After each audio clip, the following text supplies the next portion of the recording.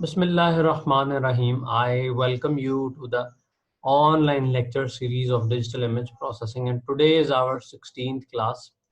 And in today's class, we will going to summarize what we have covered so far in the frequency domain of the images. So let's get started. So जब भी हम images को देख रहे होते हैं frequency domain के अंदर, तो हम में से पहले हमें पता था कि हमने images को स्पेशल डोमेन में देखा, और हमें ये चीज पता है कि स्पेशल डोमेन के अंदर आपका कोई भी इमेज जो है वो इस फॉर्म में पड़ा होता है, which is in the form of f. This is equal to x, y. इस फॉर्म में आपका इमेज पड़ा होता है। कंपोनेंट भी है और आपके पास y का भी कंपोनेंट पड़ा होता है। सो इसमें आपके पास रोज और कॉलम्स होते हैं। सो हमने ये देखा था कि जब भी हम इसकी प्रोसेसिंग करते हैं तो हमें प्रोसेसिंग के अंदर अगर ये कॉर्नर पे प्रोसेस करना हो, इधर प्रोसेस करना हो, इधर प्रोसेस करना हो, तो हमारे यहाँ पे एक प्रॉब्लम आता है। So in order to resolve this issue, what we can do, we can apply the zero padding of the images to it. So हम जीरो पैडिंग कैसे करते हैं कि हम इसके बॉर्डर्स पे जीरोस ऐड कर देते हैं। अब हम इसमें जीरोस कितने ऐड करते हैं? अब ये मेरा ओरिजिनल साइज था जिसका इमेज का साइज था एक्स और वाई।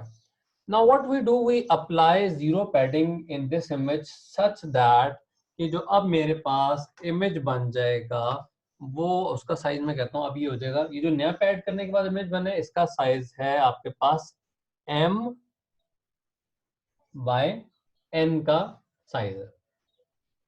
और हमने जो इसमें पैडिंग की है वो कितनी की है, मैं इसको ना चेंज ओवर कर रहा हूँ। ये जो x और y लिखा है, I am representing this y is equal to 2q और x इज इक्वल टू और जो है ना आपके पास सॉरी जो आपके पास q है this is equal to 2n और आपके पास p जो है this is equal to 2 of m के इक्वलेंट है। सो हमारे पास जो भी साइज आता है हम इसको ट्वाइस कर देते हैं। Why we did that, because हमें पता है कि हमारे पास जो इमेजेस हैं ये फ्रीक्वेंसी में हम हैंडल करें, और फ्रीक्वेंसी में क्या होता है कि कोई भी चीज अपने आप को एक सर्टेन टाइम पीरियड के बाद रिपीट करती है। यानी अगर मैंने ये इमेज लिया हुआ है और मैं इसकी दोबारा एक और कॉपी बना लूं तो ये अपने आप को दोबारा से रिपीट कर रहा है। There is no difference in the image to it, right? So that's why we actually made them twice. हमने इसको डबल कर लिया, जो हमने इसमें जीरोस इसमें पैड किए। इस पैडिंग की वजह से आपके पास अगर मैं इसको ओरिजिनली रख देता तो उसमें वापस क्या इशू होना था, इमेज अपस्केल हो जाता था। सो मैंने उस अपस्केलिंग को कम करने के लिए इसमें जीरोस आपस में पैड कर दिए। सो अब मेरे पास जो इमेज का साइज है वो मेरे पास ये आ गया। जो आपके पास जीरोस हैं वो भी ट्वाइस हो गए हैं और आपके पास रोज में भी जीरोस ट्वाइस हो गए और कॉलम भी जीरोस ट्वाइस हो गए। सो इसका मतलब है जो मेरा ओरिजिनल इमेज था इसका छोटा साइज था m बाय n का साइज था। अब मैंने इसको इनलार्ज कर दिया है जिसका साइज मेरे पास ये ट्वाइस हो गया, 2m हो गया और 2n का साइज हो गया। अच्छा, हम जीरो ऐड करने के बाद क्या करते हैं कि अब हम इमेज को सेंट्रल करते हैं। सेंटर में ऑलरेडी प्रोसेस आपको समझा चुका हूँ। सेंटर करने का मकसद ये था कि जब मैं इसका फोरियर ट्रांसफॉर्म लेता हूँ ना तो यहाँ पे भी जीरो पड़े होते हैं, यहाँ पे भी जीरो पड़े होते हैं, यहाँ पे भी जीरो पड़े होते हैं। ये अलग अलग इमेजेस के अंदर इसमें जीरोस का पोर्शन पड़ा है। मेरी इंटेंशन ये है कि जो कॉर्नर्स पे जीरो सारे पड़े हुए ना ये उठ के सेंटर में आ जाए ताकि हम एक ही कंपोनेंट को ट्वीक करें। वरना मुझे हर दफा किसी इमेज के अंदर एडजस्टमेंट करने के लिए चार कंपोनेंट्स को ट्वीक करने की जरूरत पड़ती है। सो बजाय ये कि मैं चार कंपोनेंट्स को ट्वीक करूं, अब मैं सिंपल एक ही कंपोनेंट को ट्वीक करता हूं। So what we do, we multiply this image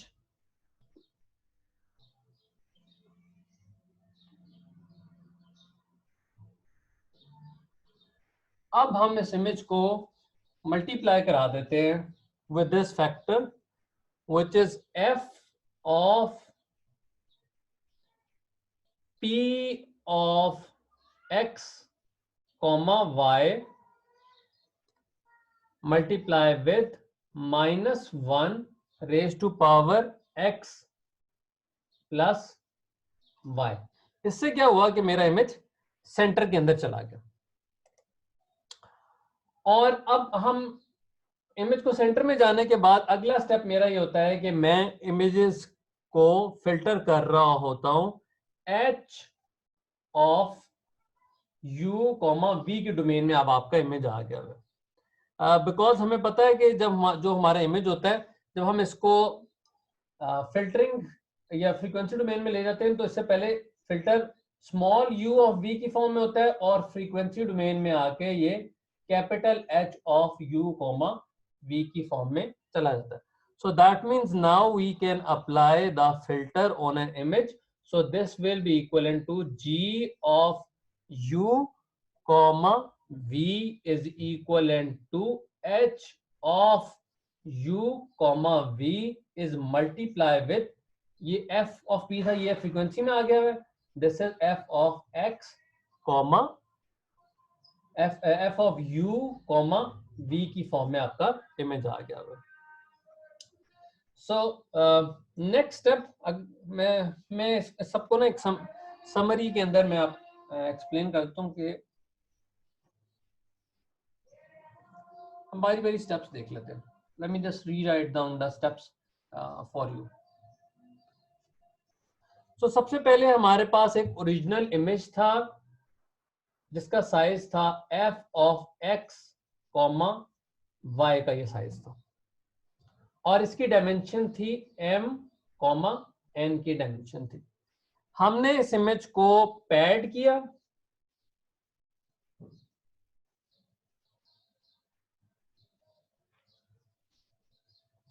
और पैडिंग करने के बाद मेरे पास जो डायमेंशन आ रही है उसका मेरे पास साइज आता है p कॉमा q का साइज आता है। So that means now p is equal to 2m और 2n, q is equal to 2n के बराबर आ जाता है।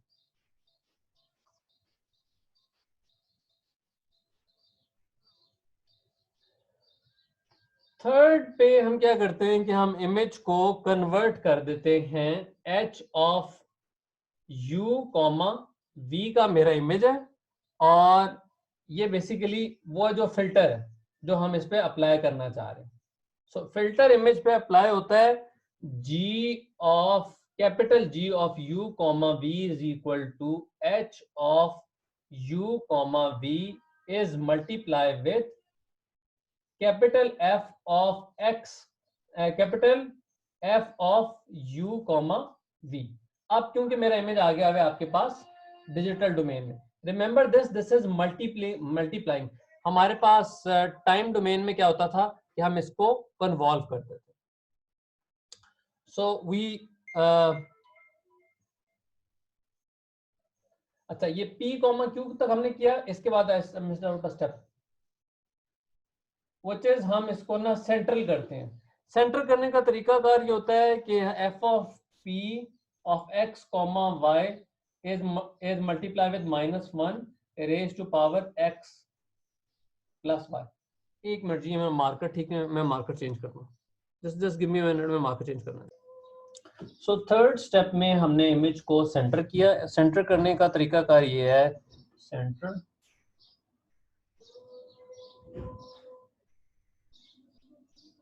that was done using f of p of x comma y multiply with -1 raised to power x plus y। Fourth step में हमारे पास क्या था h of u comma v का हमारे पास फिल्टर था जिसको हम मल्टीप्लाई कराना चाह रहे थे। ये हमारा फिल्टर था और ये अप्लाई करना चाह रहे थे और फिल्टर हमारे पास अप्लाई होता है g of u comma v के साथ और ये हम कैसे करते हैं, h of u comma v को मल्टीप्लाई करा देते हैं capital F of u comma v के साथ। और जब हम ये स्टेप अप्लाई कर लेते हैं तो फिफ्थ स्टेप में हम, अब सिंस मेरा इमेज जो है ना वो फ्रीक्वेंसी डोमेन में, और मैं चाहता ये हूं कि मेरे पास जो डेटा है वो आए मेरे पास स्पेशल डोमेन के अंदर। So g of x comma y, this is equivalent to capital F inverse, आपने F इनवर्स कंप्यूट किया, किसका कंप्यूट किया, g of u comma v का आपने इनवर्स कंप्यूट किया, again by multiplying it with -1 raise to power x plus y के साथ multiply किया, और अब आपका जो इमेज है वो आ गया स्पेशल डोमेन के अंदर आ गया। So this was the brief summary कि हमने सारे स्टेप्स किस तरह अप्लाई किए। ओ थैंक यू सो मच आमना बताने के लिए, रिकॉर्डिंग अब हो रही है। अच्छा जी, सो हमारे पास एक इमेज था ये फ्रीक्वेंसी डोमेन के अंदर जिसमें डेटा था 0 1 2 0 1 2 1, और हम इसको कन्वर्ट करना चाह रहे थे फ्रीक्वेंसी डोमेन में। इसको कन्वर्ट करने के लिए हमने फोरियर ट्रांसफॉर्म का फॉर्मूला यूज किया, और हमें फोरियर ट्रांसफॉर्म का फॉर्मूला हम सिग्नल सिस्टम में ऑलरेडी देख चुके हैं, I am explaining it. x starting from 0 and going till n-1 with the sigma small f of x e raised to power minus j 2 pi k x by n, और k की value 0 से लेकर तो n-1 तक जा रही है। सो अब हम इस इमेज को कन्वर्ट करते हैं, हम देखते हैं कि इसकी वैल्यू किस हमारे पास फ्रीक्वेंसी डोमेन में कैसे होगी। सो सबसे पहले हम कैपिटल F ऑफ 0 को कंप्यूट करते हैं। क्यों? क्योंकि मैंने इसमें k की वैल्यू को कंप्यूट करना है। k की वैल्यू मेरे पास कहां तक जानी चाहिए, n-1, n मेरे पास इसमें क्या है जी, n को देखते हैं 1 2 3 4। सो इसका मतलब ये है कि मेरे पास सिग्मा की जो वैल्यू है वो जा रही है 4 तक। तो जो मेरा k हुआ, that means n is equal to 4 and k is equal to n-1, which is k will be equivalent to 4 minus 1 is equal to 3. So capital F of 0 हम एग्जैक्टली यही वाला फॉर्मूला यूज करें, sigma x is equal to 0 से start करेंगे और हम कहां तक जाएंगे, 3 तक जाएंगे, और फॉर्मूला हमारे पास एग्जैक्टली यही है, f of x e raised to power minus j 2 pi k x by capital of n. So let's compute this out.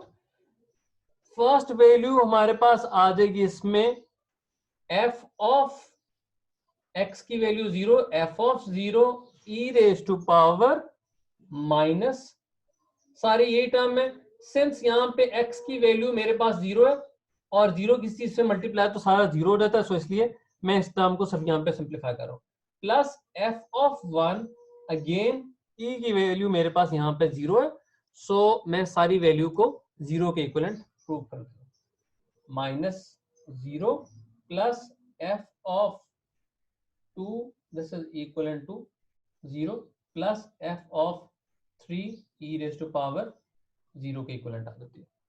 So anything e raised to power 0 is also equivalent to 1. So next we compute this out. हमें पता है कि f of 0 की value क्या है, यहाँ पे देखें क्या है 0, और f of 1 की वैल्यू देखें, this is equal to 1, f of 2 की वैल्यू देखें, this is equivalent to 2, और f of 3 की वैल्यू देखें 1.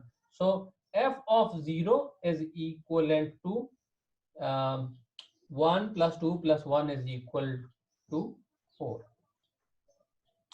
So I'm going to write down this value over here. ये जो पहली वैल्यू मैं इसको अलग से लिख लेता हूँ, capital f of 0 is equivalent to 4.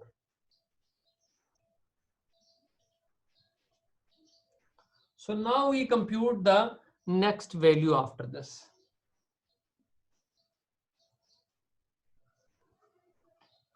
अब हम कंप्यूट करते हैं एफ ऑफ 1 को। So F of 1 will be equivalent to sigma x is equal to 0 से n-1 की वैल्यू क्या है, 3 तक जाएगी, और फॉर्मूला हमारे पास ये यूज हो रहा है, F of X e raise to power minus J 2 pi K की वैल्यू यहाँ पे मेरे पास क्या 1 है, so this is 1 multiply with x जो हम इसे आगे एक्सपेंड करेंगे, divided by n is equal to 3, sorry this is 4. So we compute this out next. So the first value will come out to be f of 0 e raised to power x की value 0 है, since x की value हम यहाँ पे plot करेंगे तो ये 0 हो जाएगा सारा, इसलिए मैं अगला फैक्टर नहीं लिख रहा, plus f of 1 e raised to power minus j 2 pi 1 divided by 4, ये x की वैल्यू यहाँ पे क्या आ गई 1, क्योंकि हम x को स्टार्ट करें 0 से लेकर तो 3 तक। Next would be f of 2 e raise to power minus j 2 pi 2 by 4 plus f of 3 e raise to power minus j 2 pi 3 by 4। इसको सिंप्लीफाई कर लेते हैं, ये जो पहली वाली टर्म है ये हमारे पास f of 0 e raise to power 0, ये सिंपली 1 की इक्विवेलेंट होती है, f ऑफ 0 का फैक्टर लिख लेते हैं, दिस इज इक्वल टू 0। अगला फैक्टर कंप्यूट कर लेते हैं, f ऑफ 1 की वैल्यू क्या है जी हमारे पास 1 e raise to power minus j 2 pi by 4, so 2 1s are 2, 2 2s are 4, so this will be value which is equivalent to e raised to power minus j pi by 2 के equivalent है, plus f of 2 की value हमें पता है क्या है जी, ये f of 2 की वैल्यू 0 1 2 2 की वैल्यू हमें पता है, this is equivalent to 2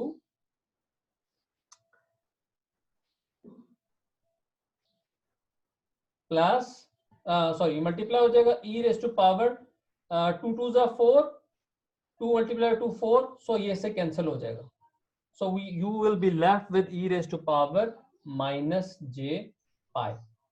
last term आ जाएगी हमारे पास which is f of 3 which is equivalent to 1 e raised to power 3 2s are 6, 6 divided by 4, so 6 by 4 अगर मैं इसको सिंप्लीफाई करूं 2 3s are 6, 2 2s are 4, so we are left with e raised to power minus j pi minus j 3 pi by 2। अब हम इसको वापस compute कर लेंगे, so this is equivalent to 0 plus 1 e raised to power minus j minus j pi by 2, so इसको मैं expand कर लेता हूँ इस फॉर्मूले से जो हमें ऑलरेडी पता है, ये हमारे पास फॉर्मूला था, so which is equal to cos of ये हमारे पास एक्सपेंड होता है cos of pi by 2 minus j sine of pi bye 2 के इक्वलेंट आ जाएगा, प्लस 2 बाहर हो जाएगा, और this is cos of pi minus sine of pi, plus last में हमारे पास हो जाएगा कॉस ऑफ 3 पाई और sine of 3 pi, cos of 3 pi bye 2 minus j sine of 3 pi bye 2 के इक्वलेंट हो जाएगा, right. So next what we will going to do, हम इसके बाद इसको सिंपलीफाई करते हैं, आई डोंट हैव मच, ये लास्ट लाइन नजर नहीं आ रही। अच्छा मैं रीज इसको ना दोबारा लिख देता हूँ जी, बोर्ड नीचे से नजर नहीं आ रहा, okay okay okay okay, board को थोड़ा और रेज कर देता हूँ,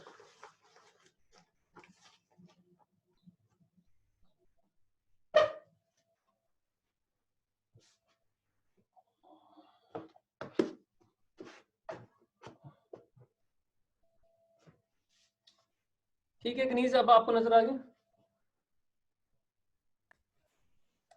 ओके जी, अब हम क्या करते हैं, ये जो वैल्यू है ना, ये जो मैंने ऊपर वैल्यू लिखी थी, मैं इसको रब कर देता हूँ, या जो हमने ऊपर इसको कंप्यूट कर रहे थे, मैं इसका रिजल्ट यहाँ ऊपर लिखने लगूँ, ये यहाँ पे जो हमने कंप्यूट किया था। सर ये जो नीचे लिखा है इसको ऊपर लिख दें। अच्छा मैं इसको ऊपर लिख देता हूँ।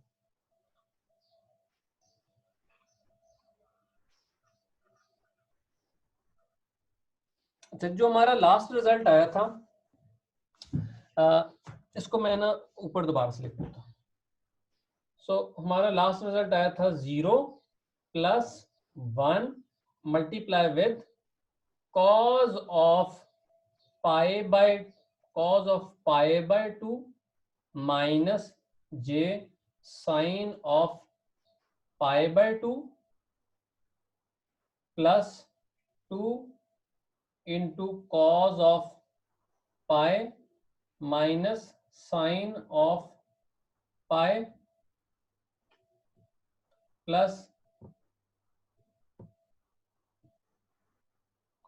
so cos of pi minus j sin of pi plus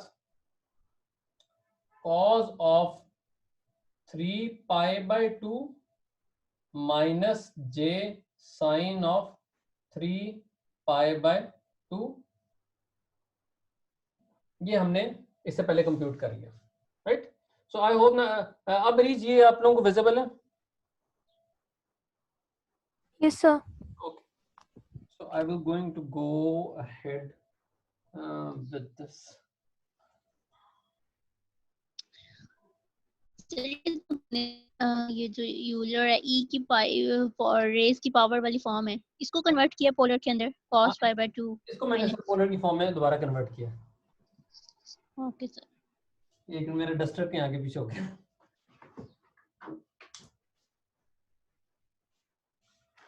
anyway चलो मैं इसके बाद डस्टर फिर मैं ढूंढ लेता हूँ। हाँ मिल गया।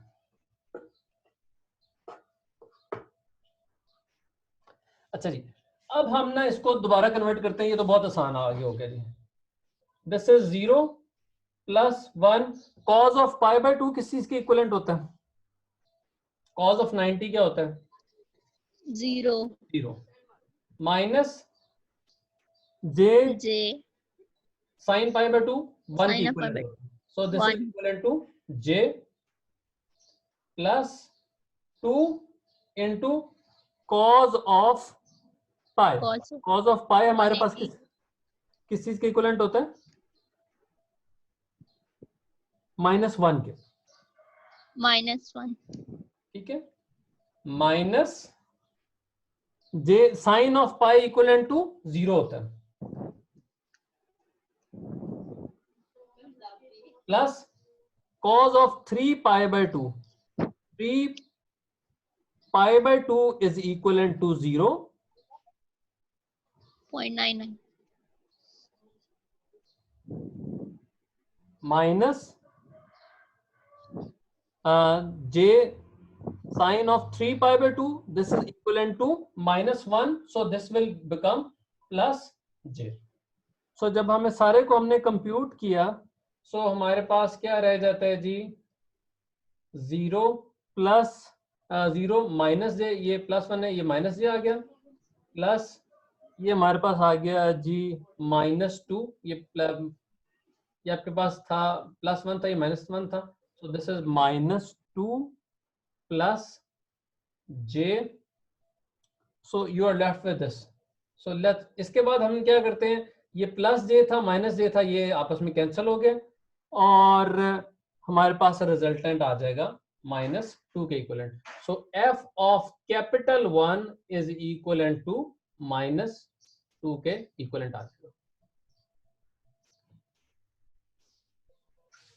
ठीक हो गया जी? Any question till this point? So I will continue in my next session. There's about a minute left in this session to be over. So इसके बाद मैं अगले सेशन में दोबारा कंटिन्यू करूँ।